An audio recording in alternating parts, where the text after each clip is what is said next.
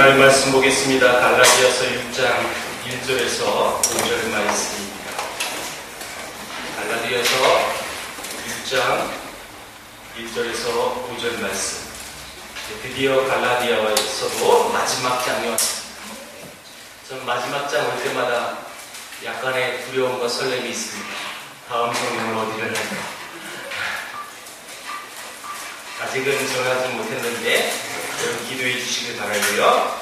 6장 1절부터 5절 말씀 아주 짧은 말씀이니까요. 우리 한 목소리로 다 같이 하나님 말씀 봉독하겠습니다. 시작! 형제들아, 사람이 마음에 무슨 범죄한 일이 일어나거든 신령한 너희는 온유한 심령으로 그러한 일을 바라잡고 너 자신을 살펴보아 너도 시험을 받을까 두려워하라. 너희가 성짐을 서로 지라. 그리하여 그리스도의 법을 성취하라. 만일 누가 아무것도 되지 못하고 된 줄로 생각하면 스스로 속이라. 각각 자기의 일을 살피라. 그리하면 자랑할 것이 자기에게는 있어도 남에게는 있지 아니하리니 각각 자기의 짐을 질 것이라. 아멘.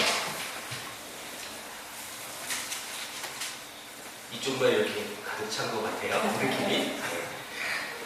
오늘 제목은 신령한 그리스도인이라는 제목입니다. 여러분, 신령한 그리스도인이 무엇일까요? 아니, 이렇게 질문해 볼까요? 여러분, 제가 개인적으로 여러분 한 사람 한 사람한테 묻는다고 가상해 보세요. 여러분들은 신령하십니까? 한번 대답 속으로 해보세요. 겉으로 하면 다 표시나잖아요. 그렇죠? 그러니까 속으로 대답해 보세요. 여러분들이 신령하세요? 아니, 이런 질문도 있을 거예요. 목사님, 신령이 뭐예요? 신령한 그리스도인의 그 범위가 뭐예요?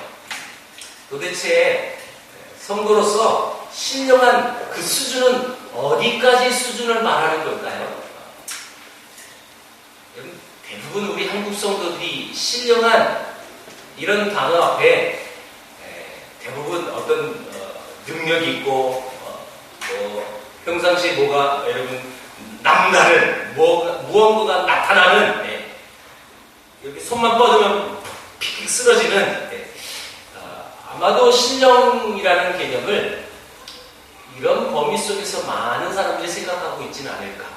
우리 교회 성도들은 이 신령한 그리스도인이라는 이 말 앞에 나는 진짜 신령한 그리스도인인가? 나는 덜 신령한 그리스도인인가? 이 말을 질문했을 때 도대체 이것을 어떻게 받아들일까? 저는 궁금해 합니다, 사실은.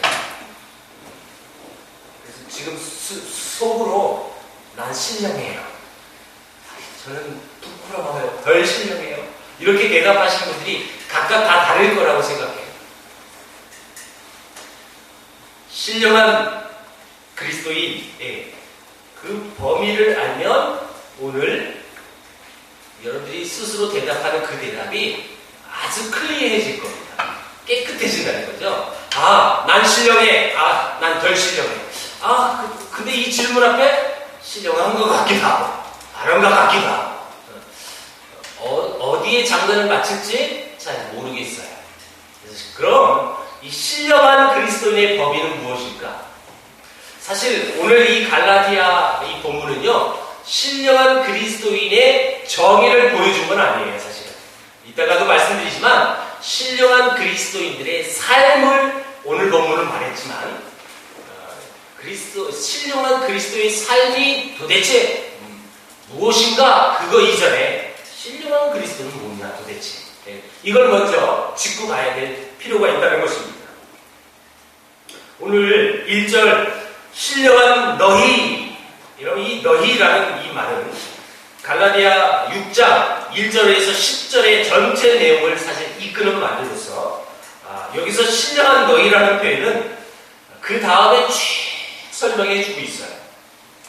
아까도 얘기했지만 신령한 그것을 우리 막연하게 어디 삼각산에서 기도받고 일단 목소리가 달라지고 신령한 사람들이 늘 이렇게 설교를 하고 기도도 이렇게 하고 이런 개념을 가져. 제가 어렸을 때만 해도 신령 이런 파예요. 이런 파. 기도파. 저에게는 이 말이 익숙한데 삼각삼파 여러분 잘 모르실 거예요. 저는 이용남 목사님 목회 처음 할 때부터 제가 그때 중학생이었거든요. 저는 중학생 때부터 삼각산 산기도를 한 사람이에요. 일단 저도 삼각파예요. 거기 올라갔다 오면 목숨이 달라져요. 일단 목이 쉬거든요. 밤새 하니까. 근데 여러분 이 갈라디아서 6장 1절부터 10절에 쭉 이 말씀을 보면 그런 신령의 모습을 찾아볼 수는 없어요, 사실. 전혀 상관이 없는 것처럼 보입니다. 자, 그렇다면 이 신령한 사람이 누구냐? 너희라고 있어요. 너희. 갈라디아 교인들을 말하고 있는 겁니다. 다시 말하면 이 갈라디아 교인들이 신령한 사람이에요. 근데 여러분 생각해 보세요. 우리가 지금 5장까지 봤단 말이에요, 지금. 갈라디아 교인들이 여러분 무엇에 헷갈려 있어요, 지금? 율법주의 앞에서 헷갈렸단 말이에요. 그렇죠? 할례 앞에서 여러분 이 구원관이 왔다 갔다 하고 그들의 말에 훅 하고 이런 모습으로 살았던 그들에게 신령한 너희라고 얘기합니다. 도대체 신령한 범위가 뭘까요? 오늘 아까도 얘기했지만 본문은 그것을 명확하게 얘기하지 않습니다. 그래서 우리는 다른 성경 하나를 찾아볼 거예요. 고린도전서 2장을 다 같이 찾아보십시오. 고린도전서는 바로 앞에 있어요. 고린도전서 2장. 우리가 읽어볼 본문은 10절부터인데요.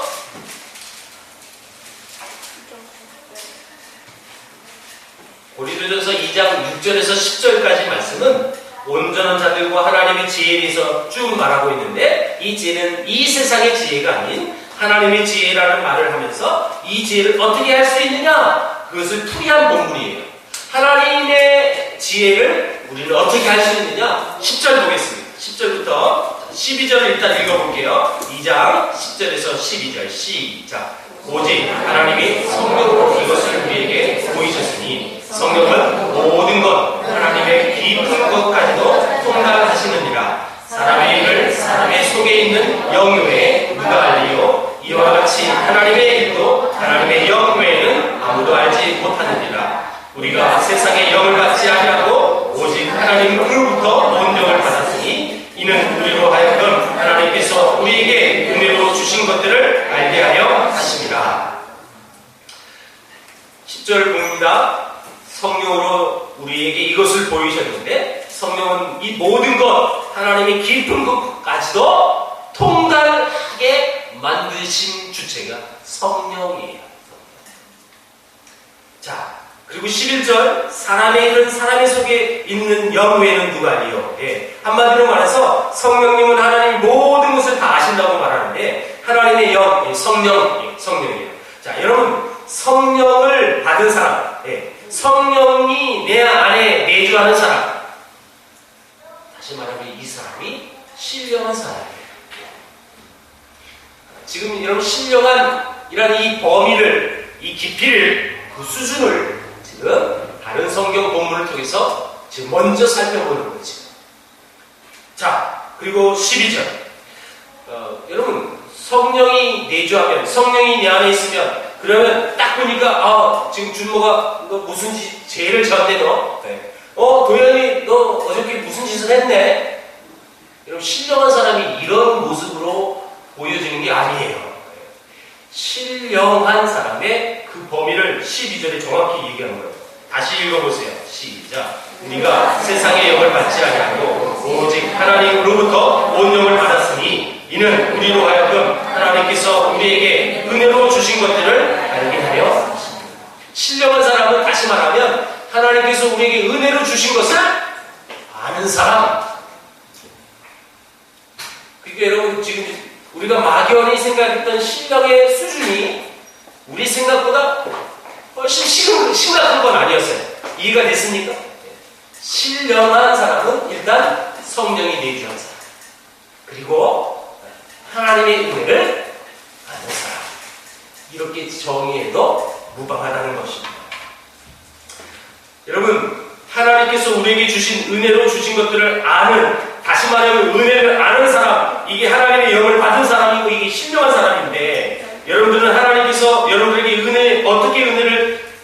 주셨는지 알고 계십니까? 대답해 보세요. 속으로. 알고 계십니까? 알고 계시면 여러분들은 누구라고요? 신령한 사람. 여러분, 하나님의 은혜가 여러분들 변화시키셨습니까? 네, 그렇다면 신령한 사람이에요. 여러분들 안에 하나님이 그렇다면 계시다는 거거든요. 성령이 내주하시다는 거예요. 그런 사람이 신령한 사람이에요. 우리는 신령하면 일단 도사의 개념을 가져야 되거든요. 한국 사람은 그런 개념이 아니라는 거예요. 내 안에 누가 계시면, 성령 하나님이 계시면 신령한 사람이 될 수 있는 거예요. 그러면서 이 고린도전서 2장 16절을 보세요. 16절 시작. 누가 주의 마음을 알아서 주를 가르치겠느냐? 그러나 우리가 그리스도의 마음을 가졌느니라. 여러분, 성령을 통해서 우리 마음속에 주의 마음을 가졌어요. 신령한 사람이에요. 그래서 3장 1절을 보세요. 3장 1절 이어지는 거예요. 시작. 형제들아, 내가 신령한 자들을 대하는 것 같이 너희에게 말할 수 없어서 육신에 속한 자, 곧 그리스도 안에서 어린 아이들을 대하는 것 같이 하노라. 자, 이제 조금 엉뚱한 말이 나왔는데요. 내가 신령한 자들을 대한 것 같이 너희에게 대할 수 없는 것은, 한마디로 말하면 너희들은 내가 지금 어린아이처럼 대하는데 이게 무슨 얘기냐? 분명히 그들이 성령을 여러분 분명히 받았어요. 그런데 이 신앙이 커가지 않고 이 신앙이 마냥 어린아이의 신앙이에요. 사도 바울이 이 고린도 성도들에게 이렇게 얘기하는 거예요. 성령을 받았으나 여전히 어린아이의 신앙을 갖고 있었으니까 내가 할 수 없이 내가 너희들에게 어린아이처럼 대한다. 자, 여러분, 다시 말하면 이 신앙이 어리다라는 것인데, 자, 이것이 무슨 얘기냐면, 한마디로 말하면 너무너무 어린 짓거리들만 하고 살고 있는 거예요, 지금. 그게 그 3장 2절부터 9절까지 그게 뭐냐? 시기와 그게 분쟁이고, 패거리 지어서 여러분 파를 만들고, 넌 누구 파냐? 난 바울 파다. 난 다른 파다, 쪽 파다. 계속 파를 만드는 거예요. 시기와 분쟁을 갖고.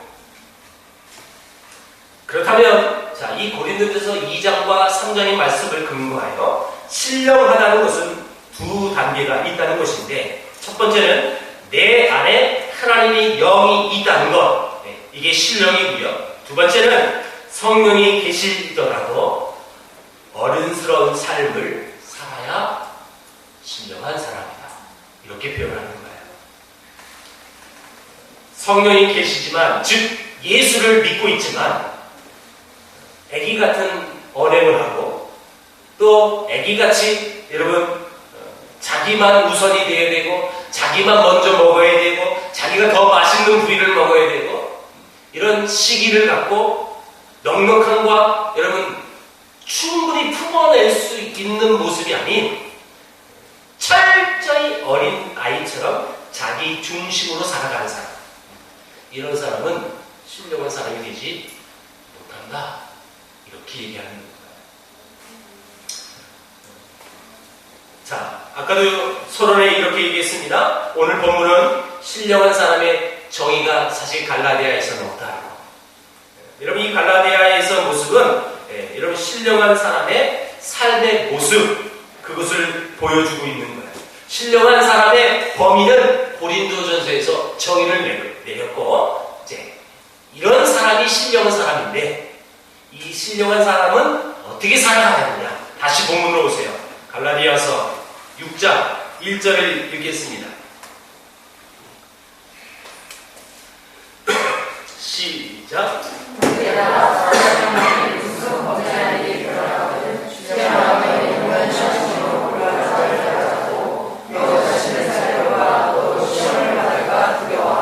이 신령한 사람은 한마디로 얘기하면 온유한 심령을 가진 사람이다. 이 1절의 말씀에 근거로 해서 말합니다. 여러분, 온유라는 것은 바로 성령의 열매 속에서 나왔단 말이에요. 그쵸? 근데 여기서는 그 온유가 어떤 경우에 발휘되어야 하는지 구체적인 실례를 들어가면서 설명하는데, 사람이 만일 범죄한 일이 드러나거든, 여기 실례를 지금 이 6장에서 말하는 거예요. 다시 말한다면 누군가의 죄가 분명히 드러났어요. 근데 그 사람이 잘못했다는 것이 명백하게 드러났다면 믿는 우리는 어떻게 해야 되느냐? 첫 번째 우리가 해야 할 일은 그런 사람을 온유한 심령으로 바로 잡아야 된다. 여러분, 신령한 사람들의 삶의 모습은 내 주위 속에서 분명히 죄가 드러났어요. 옆에서. 근데 그 죄를 그냥 좋은 게 좋은 거지, 뭐 내가 쓴소리 한다고 뭐 저놈이 듣겠어, 개콩처럼 혼동하는 이런 거, 이래서는 안 된다는 거죠. 다시 말하면 바로 잡아야 된다는 거예요. 바로 잡아야 돼요. 근데 바로 잡는 수준, 그 범위를 성경에서 말했어요. 어떻게 해요? 온유한 심령으로 바로 잡아라. 자, 여러분, 이 말은 좀 상충돼요, 사실은. 그쵸? 여러분, 내 주위에 분명히 죄가 드러났고 잘못했어요. 자, 바로 잡아야 돼요. 우리 보통의 마인드는 바로 잡으면 일단 야단이 치이는 거예요. 그쵸? 너! 잘못했지? 너 일로 와! 바로 잡아야 하는데, 여러분, 제가 지금 이 예를 들었어요. 이렇게 잡으면 온유한 심령으로 바로 잡은 걸까요? 이게 이제 어려운 거예요, 사실은. 그쵸? 이것을 내 삶에 적용하기란 너무너무 힘든 거예요. 말처럼 쉽지 않고요. 말도 쉽지 않아요, 사실은. 이런 상황을 말이 그렇지 온유한 심령으로 바로 잡아라. 어떻게 잡아요? 목사님 좀 설명해봐요. 나도 못해. 분명히 어렵다는 것은 제가 분명히 알아요. 힘들어요. 저도 교육부서를 오랫동안 해봤는데 나를 힘들게 하는 아이들이 있었어요. 여러분 생각해보세요. 수년 동안 하다가 이 전도사의 마음에 다 마음에 들었어요? 전혀요. 어떤 애는 너무너무 사랑스러운 아이도 있고 어떤 애는 보기만 해도 한 대 쳐 맞고 싶어요. 그렇게 많은 지질이 아니에요. 교회 오자마자 말썽 부리고 애들 패고. 그러나 여러분 교육자로서 그게 굉장히 힘들거든요. 그런 아이들. 저도 옛날에 이 말씀에 근거대로 저는 사실 사역을 못했어요. 온유한 심령으로 바로 잡는 거 굉장히 어려워요, 사실. 다만 성경에서 우리에게 신령한 사람의 모습을 보여줬으니까 여러분 우리가 분명한 건 짚고 넘어가야 돼요. 온유한 심령으로 바로 잡아야 돼요. 여러분 야단치거나 그런 정죄하는 목적으로 바로 잡으려 했으니까 나는 하나님의 말씀대로 할 거야. 이것이 아니라는 거야. 이건 신령한 사람의 모습이 아니에요. 굉장히 어려워요. 굉장히 어려워요. 저도 힘들어요. 그러나 분명히 여러분 우리가 온유한 마음으로 접근해야 합니다. 어떤 박사가 이런 말을 했어요. 만일 우리가 다른 사람의 발을 씻겨 주어야만 한다면 우리는 마땅히 물의 온도도 주의해야 한다. 뜨거운 물을 받아갖고 발 닦아줄게요. 여러분 차가운 얼음물을 받으면 발 닦아줄게요. 이래서 안 된다는 거죠. 발을 닦아줄 때에도 적정한 이 물의 온도를 맞춰서 발을 씻겨줘야 한다. 여러분 이게 좀 비유가 됐습니까? 온유한 심령을 바로 잡아야 돼요. 그렇다고 여러분 온유한 심령을 했으니까 그래 내가 한 번은 참아줄게, 두 번은 참아줄게. 죄가 드러났지만 그걸 드러내지 않으면 그것도 잘못이라는 거예요. 자, 두 번째, 여러분 이 신령한 사람들의 이 모습은 뭐냐면 다시 말하면 이제 온유한 심령으로 바로 잡아야 되는 게 이게 첫 번째라면 두 번째는 나 자신도 봐야 됩니다. 자, 1절 다시 보세요. 온유한 심령으로 그러한 자를 바로잡고 너 자신을 살펴보아 너도 시험을 받을까 두려워하라. 말하자면 다른 사람에게 온유하게 대하는 것은 잘하는데 자기 자신에 대해서는 너무 가혹하다든지 때로는 자기에게는 너무 그거를 여러분 온유를 또 빗대지 않고 너무너무 철저하게 자기가 무너지는 모습 속에서도 살아갈 수밖에 없을 만큼 내버려두는 너무 온유하게도 해서도 안 되고 너무 나를 자유해서도 안 된다는 거죠. 여러분 신령한 너희라는 이 말 앞에 우리가 신령하다면 어찌 보면 성령이 내주했기 때문에 완벽한 사람 또 완전한 모습을 기대하고 있겠지만 성령이 내주했을지라도 사람은 죄를 범할 수 있어요.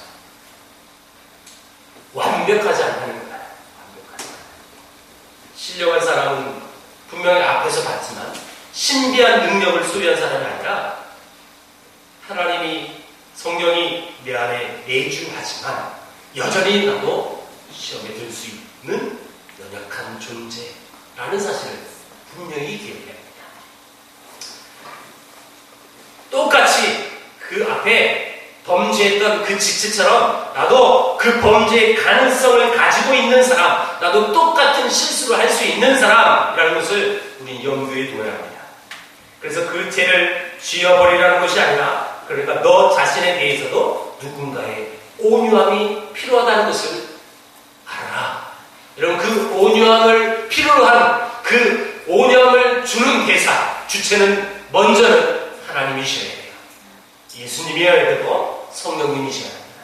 뿐만 아니라 나도 다른 누군가의 성도와의 지체를 다른 지체를 통해서 나도 그 온유함을 받을 수 있는 존재라는 사실. 이 사실이 나는 그런 거 필요 없어. 나는 정말 나는 온유해. 근데 나 자체가 온유한데 이건 교만입니다. 사실. 충분히 하나님으로부터 온유함을 받아야 살 수 있는 존재라는 것 뿐만 아니라 옆에 있는 함께 호흡하고 함께 마음을 모아 함께 그를 섬기는 그 지체들을 통해서도 나도 온유함을 받을 수 있다는 존재라는 이 겸손한 모습을 가져야 한다는 것입니다. 근데 여러분 그 누군가는 그에게 온유함을 베풀 수가 있는 거죠. 그 누군가가 여러분들에게 축복을 합니다. 나도 받을 수 있지만 나도 온유함을 베풀 수 있는 사람. 이 부분을 꼭 기억을 해야 한다는 것입니다. 그래서 이 신령한 사람의 이제 특징을 그 다음에 이제 성경에서 표현하고 있는데요. 2절에서 5절. 여러분 한마디로 얘기하면 이 신령한 사람의 특징은 뭐냐? 서로 짐을 지는 것이에요. 아까도 얘기했어요. 신령한 사람의 기준을 오늘 본문을 얘기하는 게 아니라 신령한 사람의 특징, 신령한 사람이 사는 삶의 자세, 그게 뭐냐? 이거라는 거예요. 자, 다시요. 2절에서 5절 주제는 신령한 사람의 특징인데 그 사람의 특징은 서로 짐을 지어주는 거예요. 여러분 너희가 짐을 서로 지라 그리하여 그리스도의 법을 성취하라. 다시 말하면 서로 짐을 지는 것이 그리스도의 법을 성취하는 것입니다. 여러분 갈라디아서는 이 율법주의를 경고하는 것이 이 갈라디아서의 목적입니다. 율법주의를 경고한다고 해서 우리에게 여러분 율법이 없는 것은 아니거든요. 우리에게도 법이 있어요. 우리는 율법이 아니라 우리에게 있는 법은 그리스도의 법이에요. 그리스도의 법. 그런데 이 그리스도의 법과 율법의 가장 큰 차이점은 뭘까요? 그리스도의 법은 그 짐을 져주는 거예요. 그게 그리스도의 법이에요. 율법은요, 너 율법, 너 범했어? 정죄하고, 그를 힘들게 하고, 더 나락으로 빠지게 하는 게 율법이라면, 그리스도의 법은, 대신 져주는 거예요. 이게 그리스도의 법이라는 거예요. 기억하세요. 갈라디아서 5장 말씀을 할 때 우리는 서로 종 노릇해라. 종 노릇. 여러분, 종 노릇은 종이에요? 내 신분이 원래? 아닌데도 종 노릇 해주는 거예요. 내가 종처럼 살아주는 거예요. 성경은요. 이 성경의 원리가 바로 이거라는 거죠. 서로의 짐을 지어주는 것. 정죄하고 심판하는 그 법이 아니라 서로의 짐을 내가 대신 져주는 것. 이게 그리스도의 법인 것입니다. 그런데 여기에는 원칙이 하나 있습니다. 3절을 보세요. 3절 읽어볼게요. 시작. 만일 누가 아무것도 되지 못하고 된 줄로 생각하면 스스로 속입니다. 자, 여러분, 만일 누가 아무것도 되지 못하고 된 줄로 생각하면 되지도 않았는데 된 줄로 생각하는 거예요. 대충 감이 왔어요? 네. 내가 무슨 대단한 사람이라고 착각하지 말라는 것입니다. 내가 남보다 우월해서 남을 돕고 섬기는 것이 아니라는 거예요. 4절 읽어봅니다. 시작. 각각 자기의 일을 살피라. 그리하면 자랑할 것이 자기에게 있어도 남에게 있지 아니하리니. 또 남을 섬긴다고 자기 일을 팽개친 생활을 해서도 안 된다는 것입니다.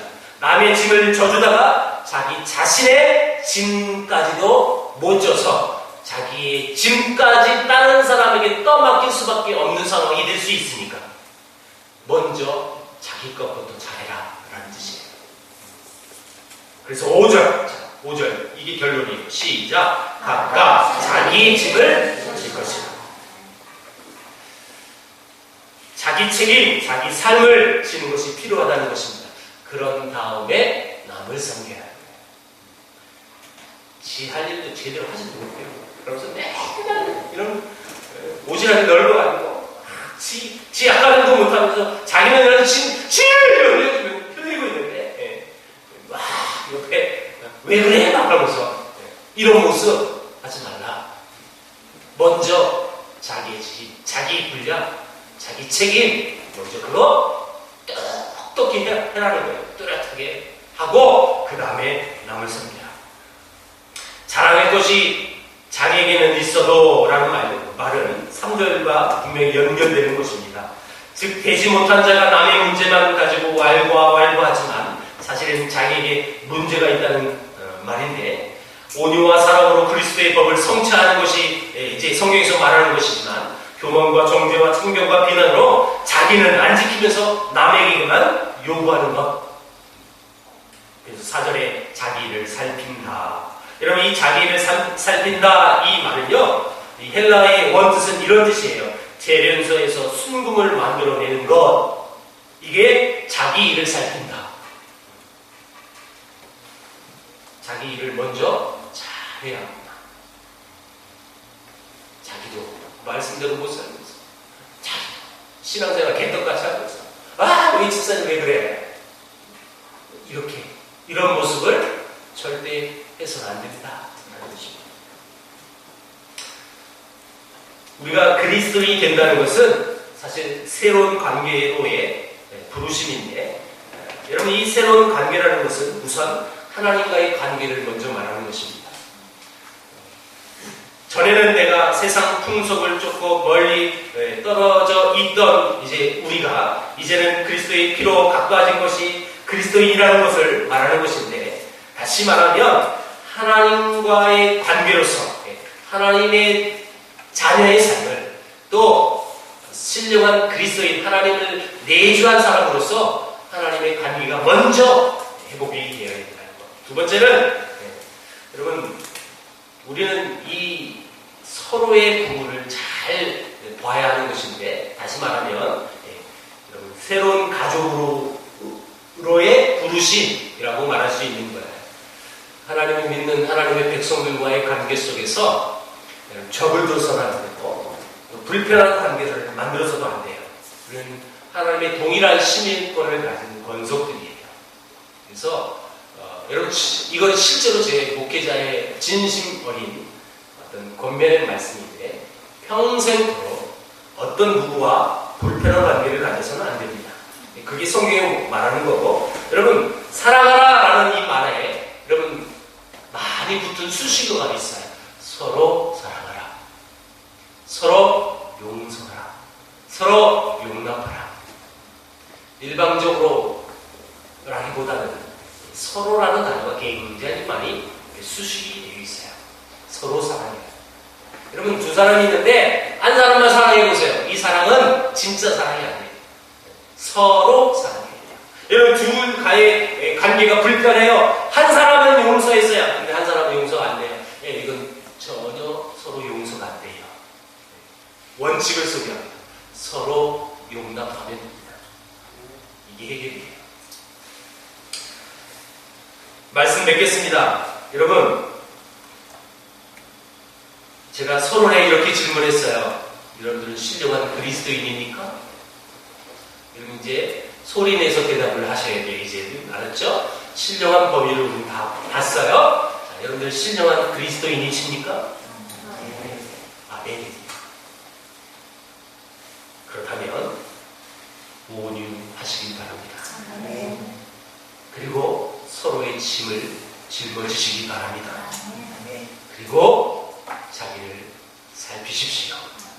그러면 신령한 그리스도인의 아름다운 삶을 살아갈 수 있는 것입니다. 오늘 주신 말씀은 이거예요. 우리 분명히 신령한 그리스도인인데 신령한 그리스도의 삶은 온유의 삶으로 바로 고쳐야 되는 것이고 서로의 짐을 짊어줄 수 있는 그것이 신령한 그리스도인이며 또한 나 자신을 먼저 바라볼 줄 아는 남을 지적하기 이전에 나를 바라볼 줄 아는 그 사람이 진짜 성경에서 말하는 신령한 그리스도인인데 이 신령한 그리스도의 모습이 우리 모든 세계를 푸는 교인들의 모든 성도들의 모습이 되기를 주의 이름으로 축원합니다. 기도하겠습니다. 하나님 감사합니다. 우리를 신령한 그리스도로 불러주시고 신령한 그리스도의 삶으로 살아갈 수 있는